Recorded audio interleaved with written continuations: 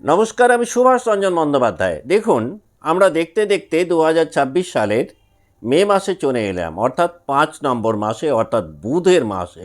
আপনার জন্ম রাশি বা লগ্ন যদি হয় কন্যা, তাহলে সেই বুধ কিন্তু আপনার অধিপতি গ্রহ এবং দশমপতি। তাহলে বুধের কিন্তু একটা মস্ত বড় গুরুত্ব রয়েছে। এই মাসটাতে আপনি মার্কিউরি বা বুধের একটা ভাইব্রেশন পাচ্ছেন। আপনি জানেন যে আপনার চরিত্রের একটা বড় গুণ হলো আপনার অ্যানালিটিক্যাল মাইন্ড এবং অতিরিক্ত পারফেকশনিজম। কিন্তু এই মাসটাতে দেখবেন আপনার এই অ্যানালিটিক্যাল মাইন্ডকে কাজে লাগিয়ে আপনি কিন্তু একটা বড় ট্রান্সফরমেশনের ঘরানা বা ধারা নিজেই তৈরি করতে সক্ষম হবেন। এই মাসটাতে এমন কিছু ইনসিডেন্টের মধ্যে আপনি থাকবেন যে ইনসিডেন্টগুলো আপনাকে কিন্তু অনেকটাই বাস্তবের মাটিতে পা দিতে বাধ্য করাবে। বলা যেতে পারে কল্পনা বিলাসী জায়গাটাকে পরিত্যাগ করে আপনি কিন্তু অনেক বেশি গ্রাউন্ডেড থাকবেন। আর এর ফলে 11ই মে মঙ্গল, যিনি আপনার অষ্টমপতি, তিনি অষ্টমভাবে তার নিজের ঘরে যখন সঞ্চার করবেন, তখন আপনি দেখবেন আপনি আপনার ধ্যান ধারণা, চিন্তা ভাবনা, এইগুলোর মধ্যে একটা মস্ত বড় পরিবর্তন পাবেন। আর এই পরিবর্তনগুলো মাসের শুরুতে একটা চ্যালেঞ্জিং জায়গা যেমন তৈরি করবে, শেষের দিকটাতে কিন্তু আবার ঘুরে দাঁড়ানোর মতন একাধিক ইতিবাচক ঘটনার মধ্যে আপনি থাকবেন। এই মাসটাতে আপনি একটা বড় ধরনের ট্রান্সফরমেশন এক্সপেক্ট করতেই পারেন। তাহলে এই মাসটাতে আপনি আপনার অর্থনৈতিক জায়গাটাতে, আপনার শিক্ষা জীবনে, আপনার কর্মের জায়গাটাতে, আপনার সন্তানের জায়গাটাতে কেমন থাকছেন তার বিস্তারিত আলোচনার পূর্বে বরং এক নজরে আমরা একটু দেখে নিই 1 মে 2026 মহাকাশে নবগ্রহরা কেমন রয়েছেন কন্যা রাশি বা লগ্নের সাপেক্ষে। না, কুম্ভ রাশিতে অবস্থান করছেন পুরো মাসটাতে রাহু, শনি এবং মঙ্গল একত্রে মীন রাশিতে অবস্থান করছেন। এই মঙ্গল 11 তারিখের পর মেষে সঞ্চার করবেন। রবি এবং বুধ একত্রে মেষ রাশিতে সঞ্চার করছেন। রবি তিনি কিন্তু এই মাসের মাঝামাঝি সময়ে বৃষ রাশিতে সঞ্চার করবেন। শুক্র অবস্থান করছেন বৃষ রাশিতে, বৃহস্পতি মিথুন রাশিতে অবস্থান করছেন। কেতু আপনার দ্বাদশভাবে পুরো মাসটাতেই তার নিজের নক্ষত্রে অবস্থান করছেন। তাহলে এই মাসটা আপনাকে কি দিতে পারে? না, এই মাসটাতে আর্থিক জায়গাটাতে হয়তো কম বেশি আপনি একটু ওঠানামার মধ্যে থাকতে পারেন, কিন্তু বিগত মাসগুলোর তুলনায় আর্থিক দিক থেকে কিছুটা হলেও কিন্তু আপনি সচ্ছলতার মধ্যে কিন্তু থাকবেন। দেখুন, শুরুতেই কিন্তু আপনার দ্বিতীয়পতি শুক্র, তিনি বৃষ রাশিতে স্বক্ষেত্রী হয়ে আপনার নবমভাবে অবস্থান করছেন। আপনি যদি ক্রিয়েটিভ ফিল্ডে থাকেন, আপনি যদি কন্টেন্ট ক্রিয়েটার হন, আপনি যদি সৃজনশীল কোনো কাজকর্ম করেন, তাহলে কিন্তু আপনার উপার্জন কিছুটা বাড়তে পারে। আর্থিক দিক থেকে যতটা স্ট্যাগনেন্সির মধ্যে ছিলেন, সেই স্ট্যাগনেন্সি কিন্তু অনেকটাই কমবে। 11 তারিখ থেকে 20 তারিখ এই সময়টার মধ্যে যদি কোনো বড় ধরনের সিদ্ধান্ত নেন, সেই ক্ষেত্রেই যদি ইম্পালসিভনেস একটু ইগনোর করতে পারেন বা দমন করতে পারেন, তাহলে সেই সিদ্ধান্ত আপনাকে পরবর্তীকালে একটা ভালো রেজাল্ট হয়তো দিতে পারে। 14 তারিখের পর কেরিয়ারে কিছু বড়সড় পরিবর্তন পেতে পারেন। যারা জব চেঞ্জ করতে চাইছেন, 14 তারিখের পর যদি চেষ্টা করেন, সেটার ক্ষেত্রে কিন্তু রেট অফ সাকসেস অনেকটাই বাড়বে।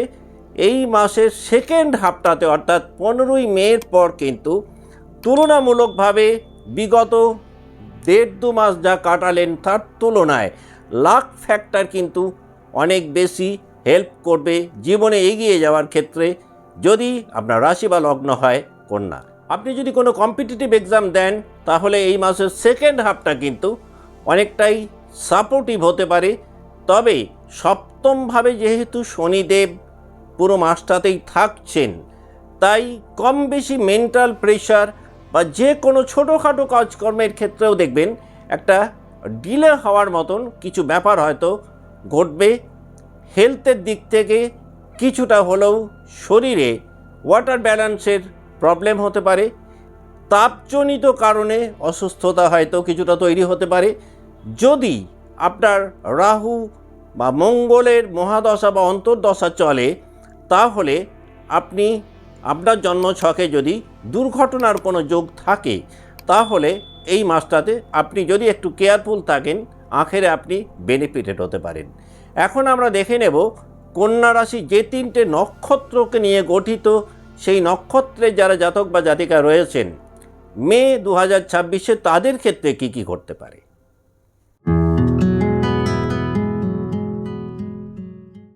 উত্তর ফাল্গুনি যদি হয় আপনার জন্ম নক্ষত্র, তাহলে মাসের শুরুতে কিছু নতুন রেসপন্সিবিলিটি তৈরি হতে পারে। কেরিয়ারে আবার পূর্বের তুলনায় কিছুটা স্টেবিলিটি চোখে দেখতে পাবেন, যদিও কেরিয়ারে গ্রোথ হয়তো একটু স্লো থাকতে পারে। 11 তারিখের পর কর্মক্ষেত্রে কিছু চ্যালেঞ্জেসের মধ্যে পড়তে পারেন। 14 তারিখের পর কর্মক্ষেত্রে কিছু নতুন সুযোগ হয়তো পেতে পারেন। নিউ জব অপরচুনিটিসের পসিবিলিটিস মে মাসের সেকেন্ড হাফটাতে থাকছে। সেকেন্ড হাফটাতে কিন্তু লাক ফ্যাক্টর অনেক বেশি কাজ করবে যাদের জন্ম নক্ষত্র উত্তর ফাল্গুনি। সম্পর্কের ক্ষেত্রে একটা ব্যালেন্স আপনাকে নিজেকেই মেনটেন করতে হবে। মাসের শেষের দিকটাতে কিন্তু আপনি অনেক বেশি স্টেবল থাকবেন। শারীরিক দিক থেকে কিন্তু অ্যাংজাইটি বা স্ট্রেস রিলেটেড প্রবলেমের কারণে কিছু শারীরিক সমস্যার মধ্যে আপনি হয়তো পড়তে পারেন।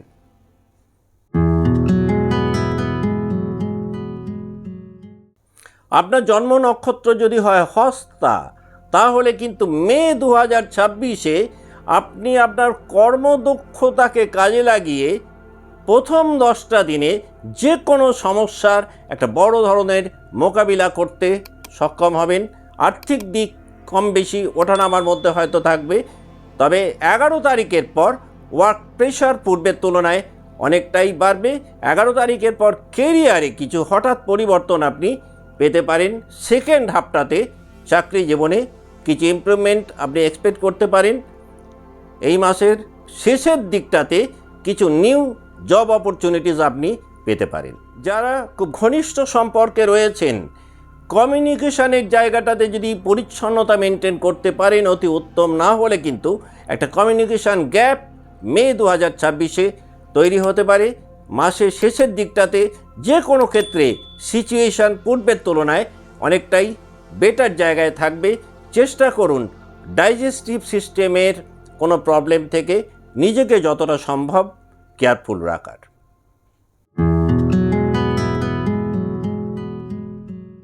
চিত্রা যদি হয় আপনার জন্ম নক্ষত্র আর আপনি কোনো ক্রিয়েটিভ ফিল্ডে কাজকর্ম করেন, তাহলে আপনি দেখবেন মে 2026-এ আপনার ক্রিয়েটিভ কনসেপ্ট অনেক উন্নত জায়গায় থাকবে এবং সেই কনসেপ্টগুলোকে অ্যাপ্লাই করে আপনি কর্মক্ষেত্রে কিন্তু নিজেকে একটা ভালো জায়গায় আনতে পারবেন।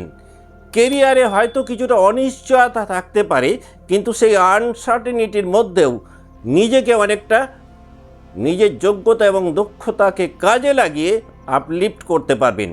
11 তারিখের পর চেষ্টা করুন মেন্টাল স্ট্রেস বা অ্যাংজাইটি যতটা সম্ভব অ্যাভয়েড করতে পারেন। 14 তারিখের পর কেরিয়ারে একটু ভালো গ্রোথ আপনি পেতেই পারেন। মাস যত এগোবে ফাইন্যান্সিয়াল হেলথটা কিন্তু গ্র্যাজুয়ালি ঠিক ততটাই দেখবেন ইমপ্রুভ করবে। যদি ব্যক্তিগত খুব ঘনিষ্ঠ সম্পর্কে থাকেন, তাহলে চেষ্টা করুন ইমোশনাল ডিস্টেন্স তৈরি হতে না দেওয়ার। তার কারণ ইমোশনাল ইমব্যালেন্সের কারণে খুব ঘনিষ্ঠ বা ব্যক্তিগত সম্পর্ক হঠাৎ করে আপনার মনে হয়তো একটুখানি হলেও দুঃখ দিতে পারে। ফিজিক্যাল হেলথের দিক থেকে ঘুমের যদি সমস্যা থাকে এই মাসটাতে সেই সমস্যা আপনার একটু বাড়তে পারে। তবে মে মাসের শেষের দিকটাতে সব ব্যাপারেই একটা খুব ভালো ক্ল্যারিটি আপনি পেতে পারেন। যারা এমন কোনো পরিস্থিতির মধ্যে ছিলেন যে সেই পরিস্থিতিগুলো আপনার নিয়ন্ত্রণের বাইরে চলে গেছিল, মে মাসের শেষের দিকটাতে কিন্তু আলটিমেটলি আপনি আপনার নিজের যোগ্যতাকে কাজে লাগিয়ে পরিস্থিতিগুলোকে খুব সুন্দরভাবে কন্ট্রোল করতে সক্ষম হবেন, যদি আপনার জন্ম নক্ষত্র হয় চিত্রা। আজকের মতো অনুষ্ঠান এখানেই শেষ করছি। ভালো থাকবেন। নমস্কার।